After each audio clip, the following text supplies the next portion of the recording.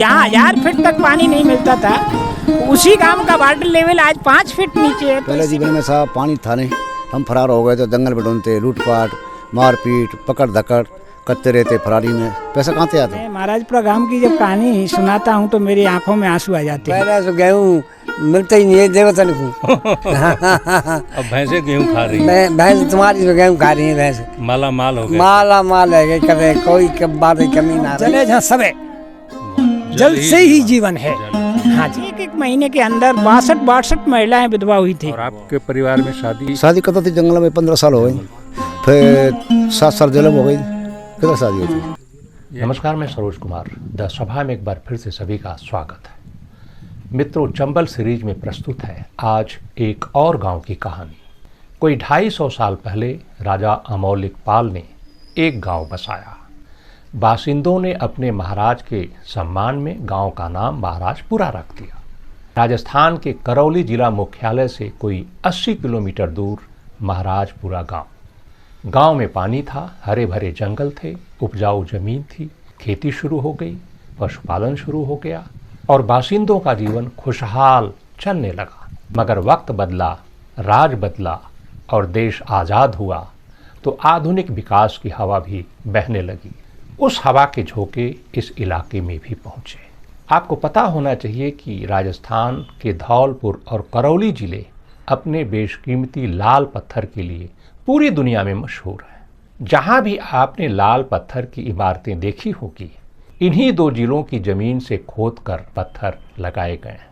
यहाँ के लाल पत्थर की खासियत ये होती है, ये गर्मी में न तो जल्दी गर्म होते हैं और न तो ठंडी में जल्दी ठंडा ही। नक्काशी इन पर आसानी से की जा सकती है और पानी पाने के साथ इन पत्थरों की चमक बढ़ती जाती है। इन्हीं खासियतों के कारण विकसित हो रहे बाजार में इन पत्थरों की मांग बढ़ती गई। धौलपुर करौली जिलों के जंगल कटने लगे, खदानें खुलने लगी, लाल पत्थर की खदानें। देखते देखते हरियाली खत्म हो गई, पूरा इलाका लाल पत्थरों से रंग गया। महाराजपुरा भी इससे अछूता नहीं था। लोगों ने पशुपालन और खेती के बदले लाल पत्थरों को तरजीह देना शुरू किया। पहले जंगल की जमीनों पे खदानें खुली, उसके बाद खेती की जमीनें भी खदानों की भेंट चढ़ गई। इन खदानों के कारण प्राथमिक समस्या ये सामने आई कि हरियाली खत्म होने के कारण इलाके में बारिश कम होने लगी और जो बारिश होती भी वो पानी भी खदानों के जरिए लुढ़क कर पाताल में पहुंच जाता। नतीजा ये हुआ कि गांव के कुएं सूख गए। लोगों ने बोरवेल खुदवाए, मगर इन बोरवेल ने भी ज़्यादा समय तक साथ नहीं दिया। यहाँ तक कि पीने के पानी तक की किल्लत होने लगी। ऐसे में खेती और पशुपालन कैसे हो सकता है, आप जरा कल्पना कीजिए। ये सब कुछ तो था ही, मगर इसी बीच एक भयानक समस्या इन खदानों से पैदा होने लगी। खदानों से निकलने वाली लाल धूल इलाके के लोगों के फेफड़े खाने लगी। सिलिकोसिस जैसी बीमारी के कारण गांव में आए दिन मौतें होने लगी, महिलाएं विधवा होने लगी। गांव के लोग जब तक समझ पाते, बहुत देर हो चुकी थी। जिस लालच के कारण लोगों ने खेती और पशुपालन को छोड़कर लाल पत्थर की ओर रुख किया, वही लाल पत्थर आज लोगों की जिंदगियां लील रहा था। मगर अब कोई विकल्प नहीं बचा था, कुछ करने को नहीं बचा था। आजीविका का कोई साधन नहीं रह गया था, क्योंकि खेती और पशुपालन लगभग खत्म हो चले थे। फिर क्या हुआ? पापी पेट का सवाल। नौजवानों ने अपना और अपने परिवार का पेट पालने के लिए बंदूकें उठा ली। देखते देखते चंबल का ये इलाका बागियों की बंदूकों से गूंजने लगा, थर्राने लगा। मगर मानव निर्मित इस आपदा के बीच एक बालक इस पूरी परिस्थिति को गौर से देख रहा था, शिद्दत से महसूस कर रहा था और मन ही मन संकल्प ले रहा था कि एक दिन वो इस गांव के पानी और इसकी जवानी को वापस लौटा करके रहेगा। बालक बड़ा होता है, जवान होता है और उसकी जवानी को पंख तब लग जाते हैं जब उसकी मुलाकात तरुण भारत संघ के अध्यक्ष जल पुरुष राजेंद्र सिंह से होता है।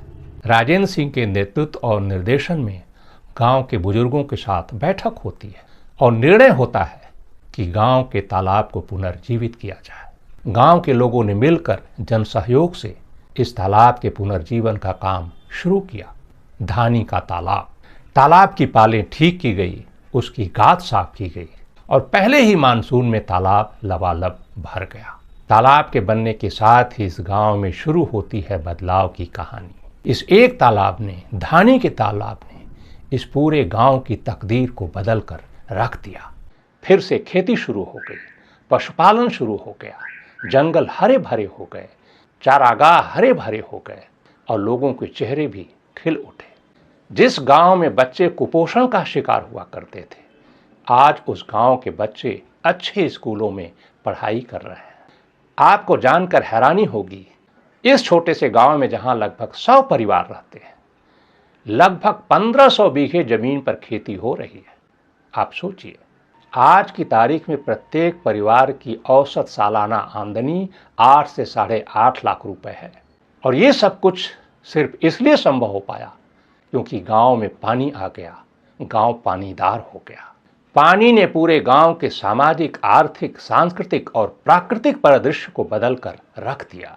और सिर्फ इतना ही नहीं, जिन नौजवानों ने कभी पानी के अभाव में पेट पालने के लिए बंदूकें उठा ली थी, वे लोग भी अपनी बंदूकें चुपचाप फेंक कर अपने गांव में, अपने खेतों में लौट आए हैं, परिवार के साथ खुशहाल जीवन जी रहे हैं। तो इस क्रांतिकारी बदलाव के पीछे जिस एक व्यक्ति ने महत्वपूर्ण भूमिका निभाई, उसका नाम है रणवीर सिंह।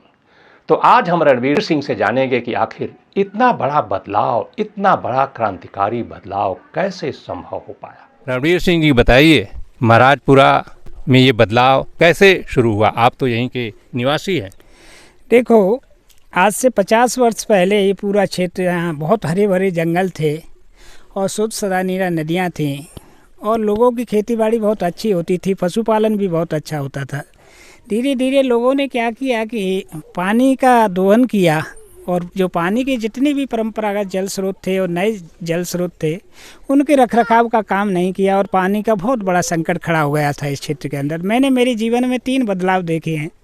पहला जीवन ऐसा था मेरा, जब मैं छोटा था तो बहुत सारे अच्छे जंगल थे और मेरे देखते देखते सब जंगल बर्बाद हो गए। लोगों ने जंगलों को एक वीरान स्थिति में तब्दील कर दिया था और वो तब्दील किया था माइनिंग का काम करके। माइनिंग करते थे और जो उपजाऊ मिट्टी थी वो अनुपजाऊ मिट्टी होती चली गई और लोगों की खेती पर भी बहुत बड़ा संकट खड़ा होने लगा। गांव के अंदर, मैं महाराजपुरा गांव की जब कहानी सुनाता हूं तो मेरी आंखों में आंसू आ जाते हैं। मैंने देखा था कि लोगों ने पहले ओपन वेल थे, ओपन वेलों से जब पानी खींचना शुरू किया तो ओपन वेल सूख गए थे सारे और उनको रिचार्ज करने का काम नहीं किया, उसकी तरफ किसी ने ध्यान नहीं दिया था। तो फिर लोगों ने क्या किया कि ट्यूबवेल कराना शुरू किया था और लोगों ने ट्यूबवेल कराए थे और ट्यूबवेलों में बहुत सारे अच्छे पानी हुए थे, लेकिन ट्यूबवेलों का पानी लोग उठाते रहे और उनमें डालने का काम नहीं किया। प्रकृति का ये नियम होता है कि जिससे हम उससे 1 पैसा ले रहे हैं तो उसको 1.5 पैसा लौटाने का काम करना चाहिए, तब वो जीवित रह सकती है। तो इन लोगों ने उसकी अनदेखी की, पानी का संरक्षण नहीं किया। पानी की जो बादल की बूंद आती थी वो बहकर चली जाती थी, तो एक तरह सुखाड़ हो जाता था पूरे क्षेत्र में और पानी का कोई संसाधन नहीं था। लोगों ने समझा कि धरती के गर्भ के अंदर पानी बहुत बड़ी वाटर बैंक होगी।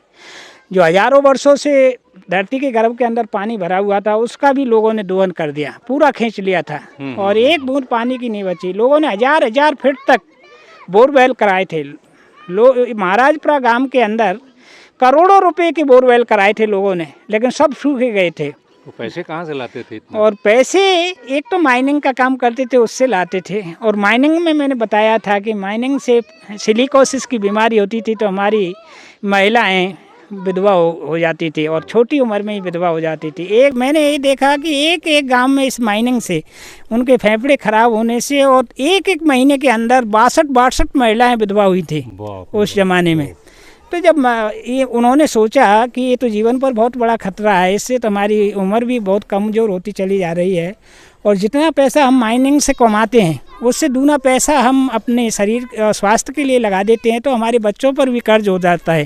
तो फिर लोगों ने गलत रास्ते अपनाए और गलत रास्तों से अपने जीवन को चलाने का काम किया। तो हाँ, बंदूकें उठा ली, लोगों को हिंसक प्रवृत्ति अपना ली लोगों ने।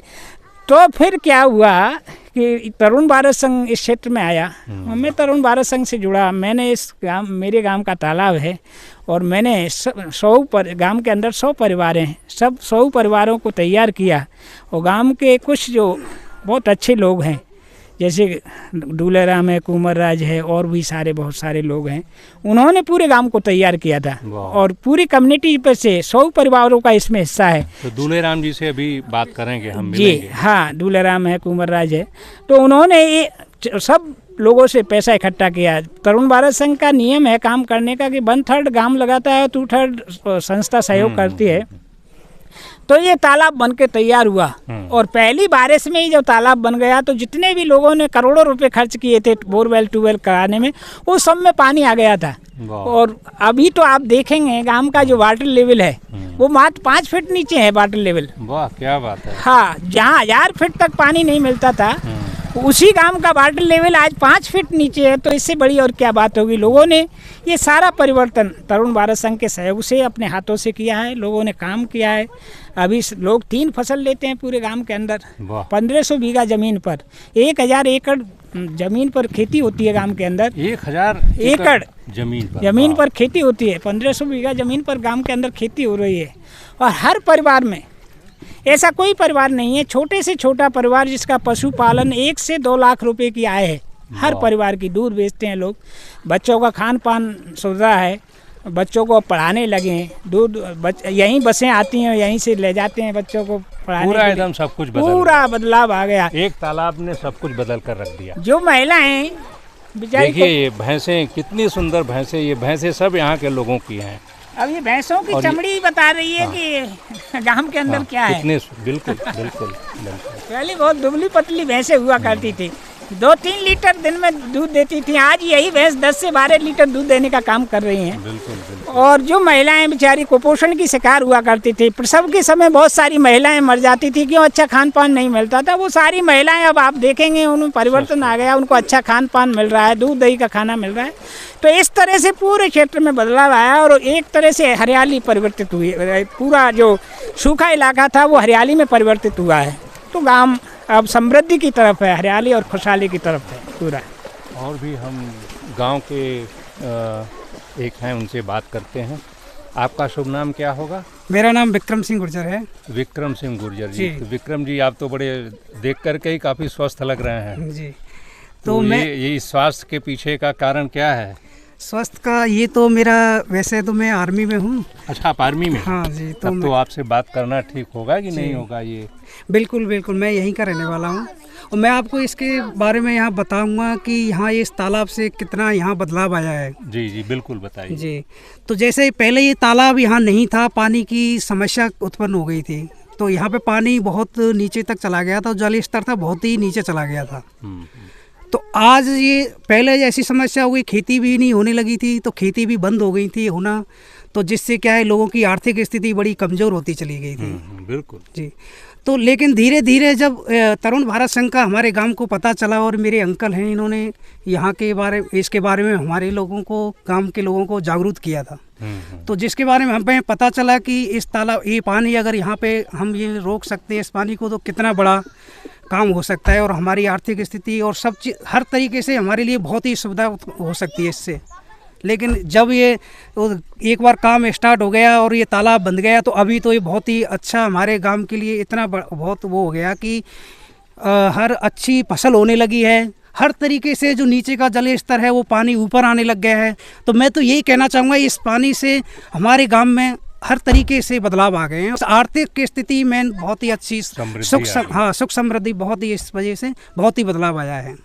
तो मित्रों, जैसा कि आपने देखा, आज की तारीख में इस गांव के नौजवान सेना में जा रहे हैं, देश की सुरक्षा में बंदूकें उठा रहे हैं। मगर एक समय ऐसा भी था जब इस इलाके के नौजवानों ने पेट पालने के लिए बंदूकें उठा ली थी, बागी बन गए थे, हिंसक रास्ते पे चले गए थे। मगर जैसे ही पानी उनके गांव में लौटा, चुपचाप वे वापस अपने गांव में लौट आए, अपने खेतों में लौट आए और अपने परिवार के साथ खुशहाल जीवन जी रहे हैं। आपको जानकर हैरानी होगी कि इस इलाके के पानीदार बनने के बाद लगभग 3000 बागियों ने अपनी बंदूकें फेंक दी। तो ऐसे ही एक व्यक्ति का नाम है लज्जा सिंह। एक समय लज्जा सिंह का नाम धौलपुर और करौली जिले में ही नहीं, पूरे राजस्थान में आतंक का पर्याय था। पूरा प्रदेश लज्जा सिंह के नाम पर कांपता था। मगर आज लज्जा सिंह वाकई में अपने नाम को चरितार्थ कर रहे हैं। आप खुद मिलिए लज्जा सिंह से और जानिए कि आखिर उन्होंने क्यों बंदूकें उठा ली थी और फिर अचानक ऐसा क्या हो गया कि उन्होंने बंदूकें फेंक दी। आज वे अपने खेतों में हैं, अपने गांव में हैं, अपने परिवार के साथ। तो लज्जा सिंह जी बताइए, अरे बहुत पहले खराब था। आपका जीवन कैसा था, क्यों उस जीवन में चले गए थे और पहले फिर का- उस जीवन से कैसे आप बाहर निकल करके यहाँ तक आए? पहले जीवन में साहब पानी था नहीं, हम फरार हो गए तो जंगल में ढूंढते, लूटपाट मारपीट पकड़ धकड़ करते रहते फरारी में। पैसा कहाँ से आता तो अब ताल बंद गया, उससे नंदी बह रही है, उससे गेहूँ आ रहे हैं, सस्ते हो रही है, हर एक अनाज पैदा हो रहा है। तो उसकी खुशी में हम हाजिर हो गए जेल में, सबके सब बड़ी है के 40 मुकदमे में अपने घर पे आ गए। अब जीवन बदल गया हमारा बहुत अच्छा। तो कितने साल तक इस लूटपाट के? एक बाद कम से कम 15 साल। 15 साल तक। 15 साल तक कैसे जीवन जीते थे? और जंगल में रहते साथ, जंगल में खाना पीना खाते, कहाँ से खाना वो मिलता? खाने हैं खरकाड़ी हैं, गाँवों से मंगा लेते फ़ोन से। अच्छा, गांव के लोग खाना दे देते थे? हाँ, मारपीट करके मंगाते, राज्य से कौन लाता है जबरदस्ती खाना मंगा जबरदस्त। लेते? हाँ, और जंगल में सोते कहाँ थे? जंगल में कुछ दांत है उसमें सो जाते, और अगर बारिश हो रही है तो? वो जब जैसी दांत है उनमें भीनते नहीं है, अंदर घुस जाते हैं गुफा। तो इस तरह से आपने 15 साल बिता 15 साल दिए बताते जीवन हैं जीवन के। बहुत बुरा जीवन था उस टाइम पे, और अब जीवन बहुत अच्छा है। नंदी से नंदी जी ने जो बंदा बनाए, और तो जो चमन 15 सिंह- साल में जो आपने जीवन जिया, तो उस समय आप क्या सोचते थे? हम जो सोचते थे कि एकदम पड़ते, एकदम मोटे भेड़ होगी, गोली चलेंगी, मरेंगे, जो सोचते थे। तो- फिर जो ताल बंद गया हमारा, पानी हो गया, खेतों में पानी जा रहा है, गेहूँ हो रहे हैं, फिर हमने मतलब सोचे कि उस समय डर था आपके दिमाग डर था। में? डर रहता बिल्कुल था डर था। और लोगों को डराते भी थे? हाँ, डरा भी थे भाई, डरते थे। क्या करें जंगल में, कौन आ रहा है इधर जंगल में, तो करोड़ कितनी नहीं था। कमाई हो जाती थी लूटपाट कोई से? कमाई नहीं साहब, और बर्बादी हो जाती गांठ की। और बर्बादी होती हाँ। थी। तो कोई बड़ा मामला, कोई ऐसी जो कहानी जो आप अगर बताना चाहें कि जो कि आपके उस दस्यु जीवन की कोई बड़ी कहानी जो हुई हो? बड़ी कहानी सब को पकड़ी बनी नहीं की हमन सेठ बाजार से, अच्छा। वो खंडार वगैरह, खंडार तहसील पत्ती सवाई माधोपुर इधर से, तो उस पर तो पैसे ले लेते 11 लाख 20 लाख छोड़ दिया। उसको परेशान नहीं रखते, उसको बढ़िया रखते, वो पैसे देते उसको छोड़ देते हम। और अब हमारा जीवन यानी बढ़िया हो गया। सबसे बड़ा मामला आपने 20 लाख का किया। हाँ बिल्कुल।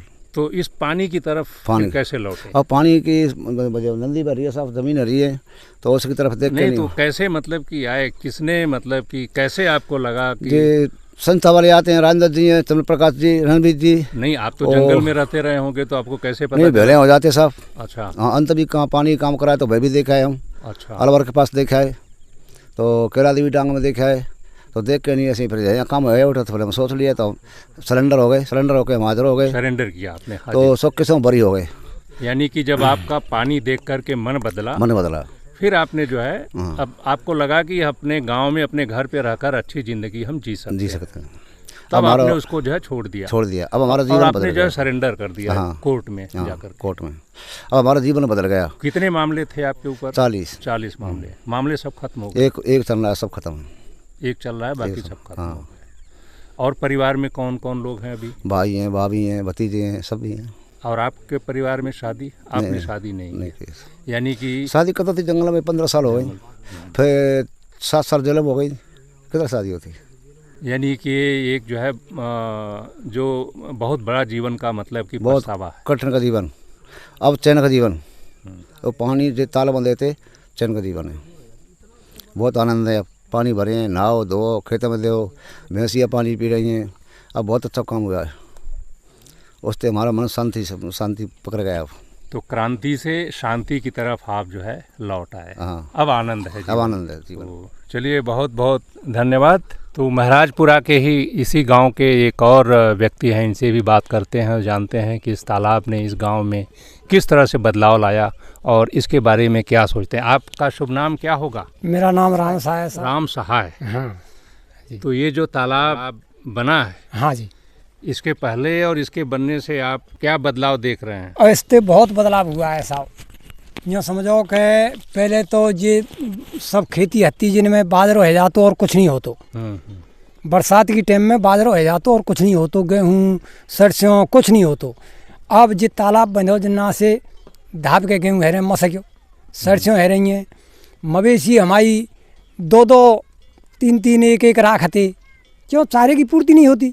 अब चारे की पूर्ति है तो हम 10-10 20-20 भैंस राख रहे हैं, दूध बढ़ गो, कमाई बढ़ गई। पढ़ाई लिखाई में मतलब जब पैसा दूध ते खेती ते सबसे पैसा बढ़े लगे तो बच्चे ने अपनी अच्छी जगह पे पढ़ाई लिखाई लगी पड़े, तो बहुत बदलाव है साहब, आनंद लग गए खूब। कि इस तरह के तालाब अगर और बने तो हो आनंद आ जाए साहब, आनंद आ जाए, इस एरिया की चमत्कारी आ जाए, ऐसे ही तालाब और बने।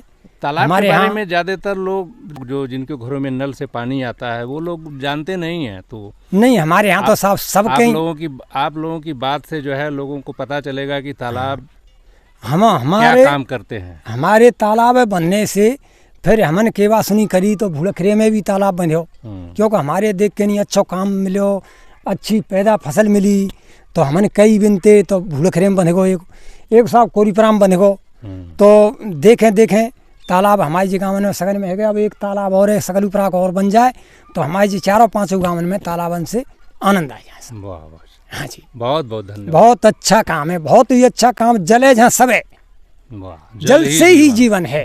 हाँ जी, महाराजपुर गांव के एक प्रमुख व्यक्ति और धानी का तालाब बनाने में जिनका बहुत योगदान रहा है, इसके लिए संसाधन जुटाने से लेके लोगों को जुटाने से लेकर के सारा काम करने में इन्होंने एक महत्वपूर्ण भूमिका निभाई थी। और ऐसे बुजुर्ग हैं दूल्हे राम जी। आप तो महाराजपुरा गांव के बुजुर्ग हैं और आपने सब कुछ देखा है, तो ये बताइए कि पहले का महाराजपुरा और आज का महाराजपुर दोनों में क्या अंतर आप देख रहे हैं? यूँ कह रहा हूँ साहब कि एक स्वर्ग होता है, देवतन को लोग है, एक उसमें बहुत आनंद है, और एक जो पहले की हमाया बोए हो तो सबसे कि इतना सुख है कि एक तो खाने को गेहूँ आज तक नहीं मिलते। पहले कोई मेहमान आ जाते तो उसको रोटी बनावते तो मोड़ा मोड़ी बच्चा ऐसे ढुका करते कि हमारे को एक रोटी बच जाए। हाँ, पर वो रोटी नहीं बचती जो इस रोते, क्योंकि बच्चे की मारते चून होता ही नहीं है गेहूँ। तो ऐसे तो साहब जी हाल है, बाजरा हो तो करा भैंसों को डालते और कोई चारा नहीं होता, क्योंकि गेहूँ होता नहीं है, सतूरा हो कोई चारा नहीं होता।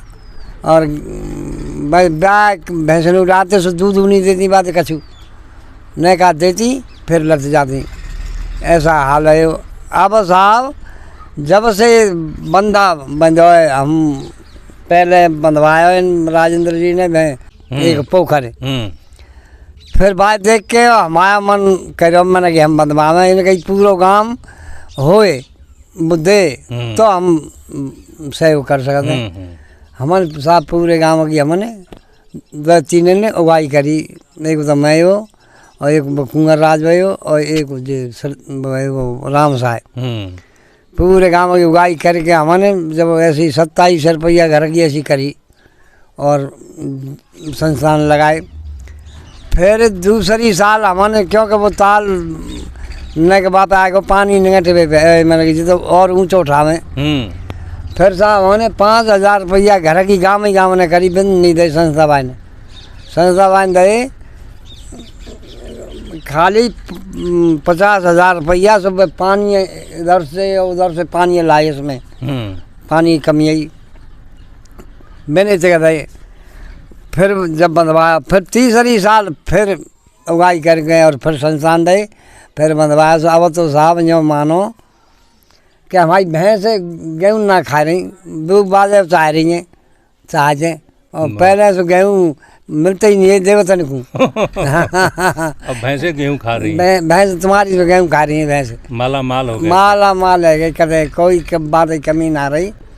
और इतनी पैदा हो जाए कि कम से कम एक 100-150 ट्रॉली तो गाँव की रब्बा की सरसों ना हो वो जो जिसमें तेल निकलता है, उसकी जाते हिंडौन और बसेड़ी, इतनी ट्रॉली तो ये मतलब कि इतना सब कुछ हो जाएगा, इसका अंदाजा आप लोगों को था पहले?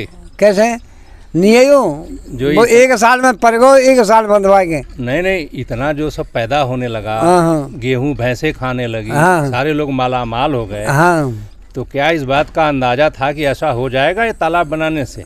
नहीं, यो तो अंदाज लगो कि पानी है जाएगा तो होगा, सब कुछ होगा। हाँ हाँ, पानी- यानी आपको पता था हाँ और ये ज्ञान था कि हाँ। अगर पानी आ जाएगा तो हाँ। ये समृद्धि आ जाएगी, जिसके कारण आप लोगों ने मिल करके बहुत से पानी का काम- उगाई साहब बहुत दिनन में नहीं दई को कछु के, पर हमन सके की उगाई कर ली, फिर हमन बूढ़े के रहे हमन ही बंधवाया जाके मिल और बेकते फैले, कदे नहीं सरपंच ने बंधवाया नहीं कसो, और कोरी प्राग और 3 बंदा तो हमारे करे बंधेंगे माना। वाह। हाँ 3 तालाब जो 3 है। तालाब। हाँ यानी अब आपका गांव महाराजपुरा, जैसा कि नाम है महाराजपुरा, ऐसा ही है। वाकई में महाराज हो गया गाँव। एन महाराज आएगा साहब, एन महाराज आएगा। चलिए बहुत बहुत धन्यवाद। तो मित्रों, ये रही महाराजपुरा की कहानी। आपने देखा किस तरह से एक तालाब ने पूरे गांव की पूरे परिदृश्य को, आर्थिक परिदृश्य, सामाजिक परिदृश्य और प्राकृतिक परिदृश्य को बदल करके रख दिया। तो अब आपको समझ में आ रहा होगा कि हम चंबल में क्यों घूम रहे हैं। चंबल की हमारी ये श्रृंखला जारी रहेगी और हम जल्द ही एक अगली कड़ी के साथ आपके समक्ष प्रस्तुत होंगे। तब तक के लिए हमें दीजिए इजाज़त।